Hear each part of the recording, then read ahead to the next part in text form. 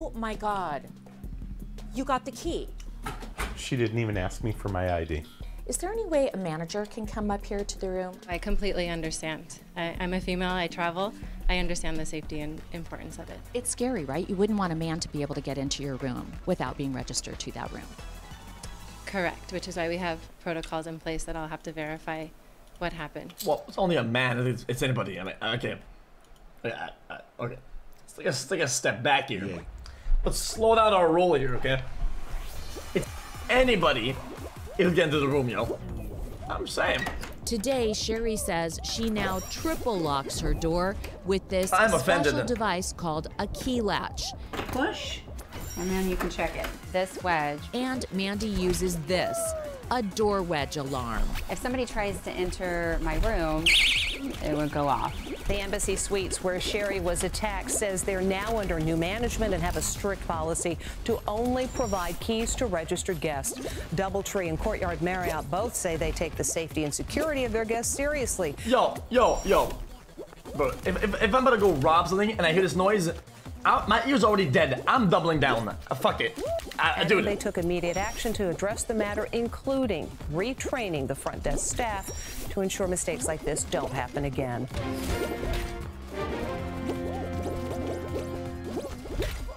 Like, dude, it's just annoying. Oh my God, as I'm robbing the place. Robbing. Oh man, this chat is so... Oh, yet I'm defending Andy. Look at y'all in chat. Look at you in chat. This belt is getting destroyed in real life. Then it heads to a photographer to get scanned. Also, it can appear convincingly worn and weathered in Call of Duty Modern Warfare 2. Enemy KIA. Which has been called the most realistic looking video game ever made. The team behind the popular franchise has created and distressed tens of thousands of real props, set pieces, and costumes like this. Direct. Target destroyed. But they didn't stop with objects. They also stepped up their performance capture tech to create an insanely true-to-life feel and experience. Well, I want to see this. That actually looks really cool. I like that.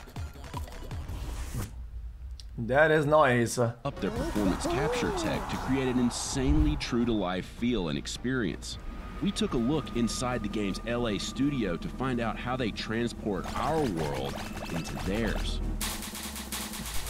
And it all starts with a process called photogrammetry, or capturing high-res photos of a person or object from every possible angle, then stitching these photos together to form an incredibly detailed 3D replica.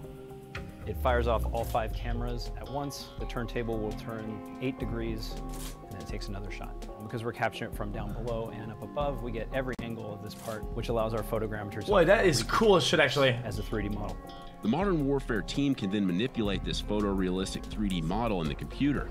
Photogrammetry makes it easier and quicker to enrich the world of the game with new objects and characters. Traditionally, video game characters are built digitally, and that's exactly how Call of Duty worked until 2015, when the team began incorporating Wait, why did they make the whole rig on a moving, like, platter, so that they can have even more precise imagery of all possible sides? It goes like a gyroscope. Yo, like a gyroscope. The team can build a character in 1 week instead of 6. And the output is a mesh, very, very dense, with a lot of details that can go to our character artists, and using this data, they're gonna build the game asset. One of the most time-saving parts of this process is the ability to scan costumes in all of their glorious details. See, when building costumes in the computer, a good chunk of the time is spent painting in. That was a good idea. Call of Duty is a war game after all. Nothing about the costumes should look pristine. Wait. With photogrammetry, instead of visually simulating each scuff, chip, and stain, you can create all of those details in the physical world and scan them into the game. So this is our distressing station. This is where we take gear that we're putting on characters in the game. We distress it to look like it's been out in the field for an extended period of time. Because when you get something brand new, it really wouldn't scan well. It doesn't have any sense of realism. They use rotary tools to rip and fray the costumes. and sanders to make the fabric less starchy and rigid. The fabric tends to feel older if you sand it down. And to make the clothes feel like they've been out in the desert for weeks at a time. We have bags of fake dirt. You can actually just kind of plop it down right on the item. This process only looks haphazard. Story matters. We try to put it where we think, if worn in the field, where would a soldier kind of lay on the ground? Where would the most scratches occur? This station kind of sucks. I'm just gonna be honest about it. Where would the most dirt accumulate? When we this workstation is dog shit. The story. That story might involve stains or bullet wounds. We used to use things like coffee and tea to stain things. It's just bad. Creating a bad smell over time. So now we use things like black ink mixed with water. We have fake Hollywood blood here. So if anything needs to look like somebody's been injured in it, we have that. Putting a fully costumed actor into the photogrammetry dome helps the team capture other subtleties too, like how fabric hangs and sways on the body.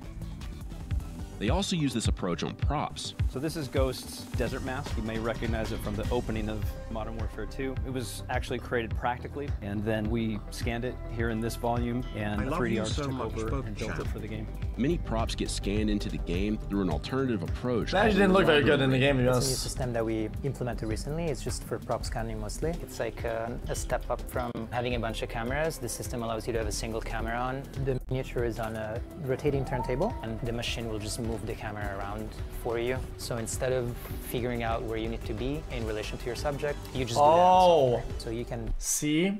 I give the gyroscope, they did the exact opposite. Instead of moving the cameras, they're moving the fucking item itself. But the gyroscope is still good though. That's still what I'm saying though. I was still right though. Fuck if I'm saying I was acting up. I was right. This is actually packable and transportable. You can take this to a prop house and then scan hundreds of props a day. Here, Valerio is using the Arago rig to scan in one of the game's many miniatures. Handcrafted models of set pieces, weapons, and vehicles. Once scanned in, these models serve as the emblems for Battle Pass, the system that rewards users for playing the game. And they aren't designed to feel as strictly realistic as other parts of Modern Warfare. Overall, we're shooting for hyper-realism. We want the game to be 100% realistic, but this is not necessarily in-game content. This is like displayed outside of the game. True. Because of that distinction, they want the emblems and rewards to feel bespoke, handmade, and collectible. Qualities that handcrafted miniatures lend themselves to. Then it's easy to just tell your artist, I want this, this is my vision, just go build it, rather than try to find it in the real world. Sculpting it by hand allows you to retain some of that natural feel, natural detail like miniatures. Chat, what is bespokey? The automated system provides a lot of control over scanning these individual objects into the game, but scanning in real-world settings and environments requires a more free-form approach, consisting of a handheld rig with a high-resolution Sony 7R4 camera. Valerio's demoing this approach on a miniature here, but normally this is what he'll use out in the field. For real-life settings and set pieces that can't be placed on a turntable or stuck inside the dome. We rely on these high-resolution cameras to be able to pull detail from the real world. I would say 80% of the scans that I do fun job though in the real world. So it could be an urban environment. I would love to do that. Shooting a lot of ground, a lot of street elements, trash cans, curbs, a lot of small detail that's going to help really push the fidelity, the quality of the game. And then there are natural textures. We also do foliage, for example, a lot of rocks, sandstone, granite. I did a lot of sand up in Northern California, coastal scans.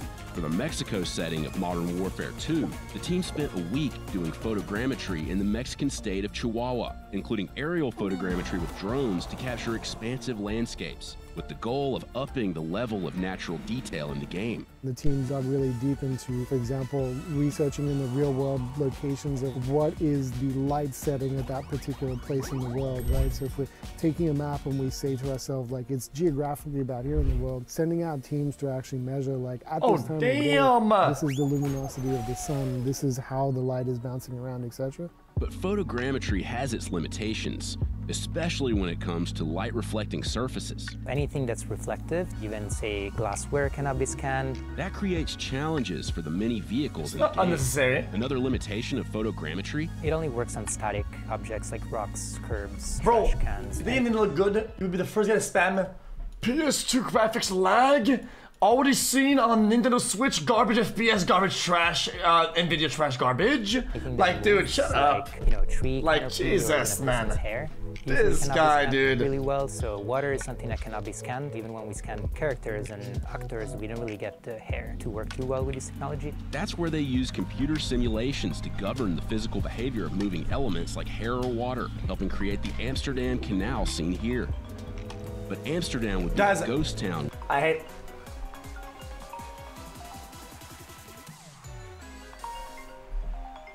Assistant. I'm gonna mute that. Without lifelike characters to populate it. And to create dynamic characters, you can't just stick actors inside the photogrammetry dome.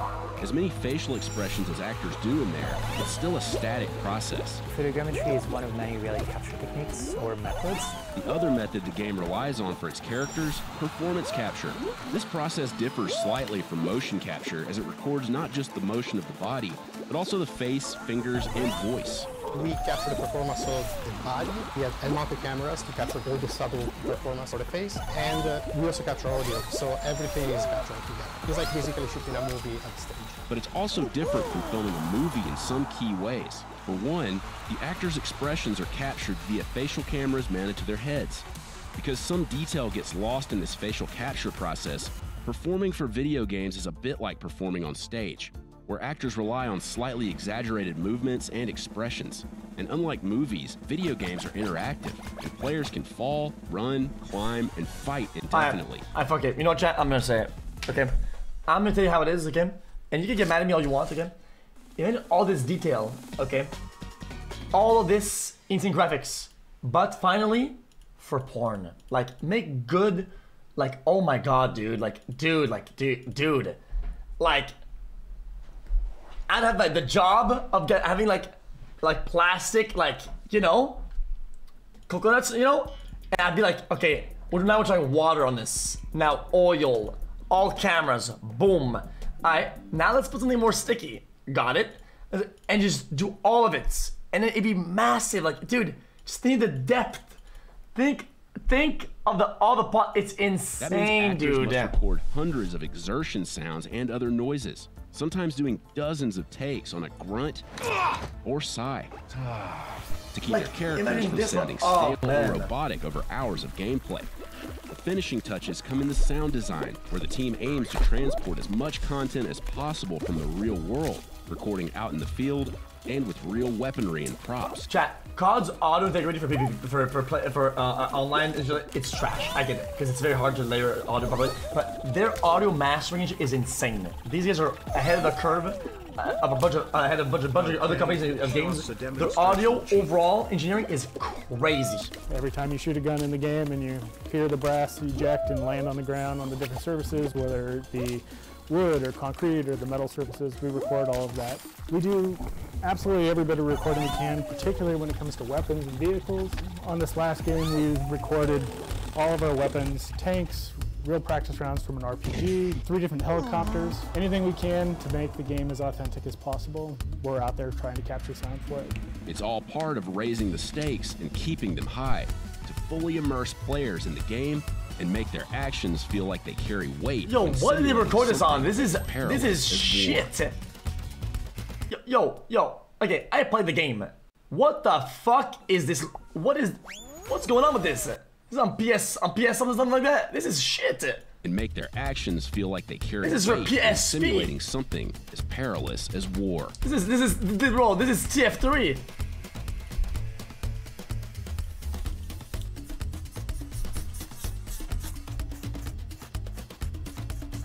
Oh man, that's dog shit. Crazy FIFA packs out right now. PAG Championship. This video is brought to you by.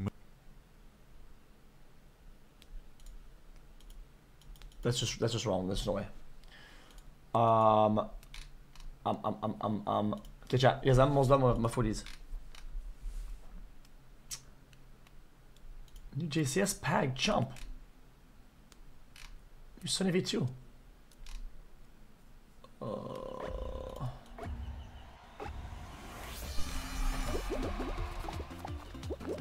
Guys. I watched Sunny Chet is gonna cry. Wait, Chet, why did he re-upload his video?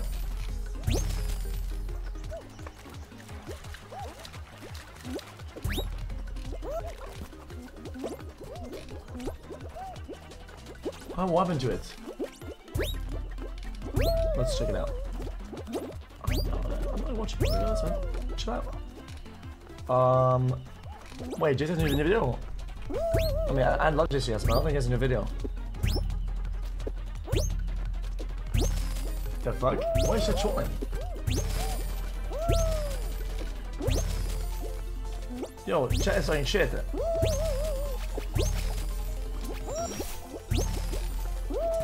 Well, anyway.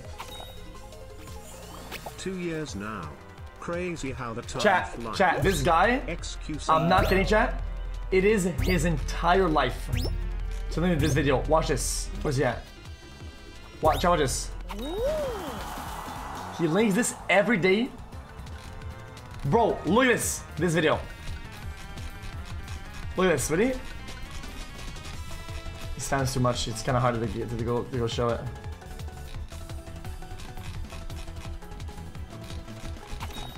Oh my god, dude.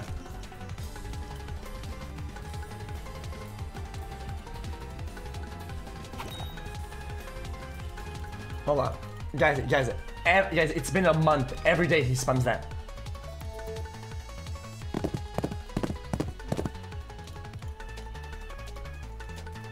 The fact that there was no answer to the question he screamed, "Why do I suffer?" Man, the bravest animal and most prone to suffer. Oh no, I'm not watching that shit. That shit is complete garbage.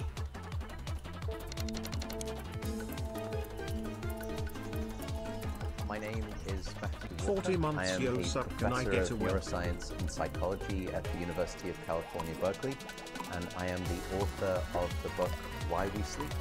We certainly know that a lack of sleep will actually prevent your brain from being able to initially make new memories. So it's almost as though without sleep, the memory inbox of the brain shuts down and you can't commit new experiences to memory. So those new incoming informational emails are just bounced and you end up feeling as though you're amnesic. You can't essentially make and create those new memories. We also know that a lack of sleep will lead to an increased development of a toxic protein in the brain that is called beta amyloid, and that is associated with Alzheimer's disease because it is during deep sleep at night when a sewage system within the brain actually kicks into high gear and it starts to wash away this toxic protein, beta amyloid. So if you're not getting enough sleep each and every night, more of that Alzheimer's related protein will build up. The more protein that builds up, the greater your risk of going on to develop dementia in later life. What are the effects of sleep deprivation on the body? Well, there are many different effects. Firstly, we know that sleep deprivation affects the reproductive system. We know that men who are sleeping just 5 to 6 hours a night have a level of testosterone which is that of someone 10 years their senior. So a lack of sleep will age you by almost a decade. Guys. I did my quarterly blood tests. Nope. And my T's are well chiller. They're massive chill. They're actually above the line, but it is what it is. We also know that a lack of sleep impacts your immune system. So after just one night of 4 to 5 hours of sleep, there is a 70% reduction in critical anti-cancer fighting immune cells called natural killer cells. And that's the reason that we know that short sleep duration predicts your risk for developing numerous forms of cancer. And that list currently includes cancer of the bowel, cancer of the prostate, as well as cancer of the breast.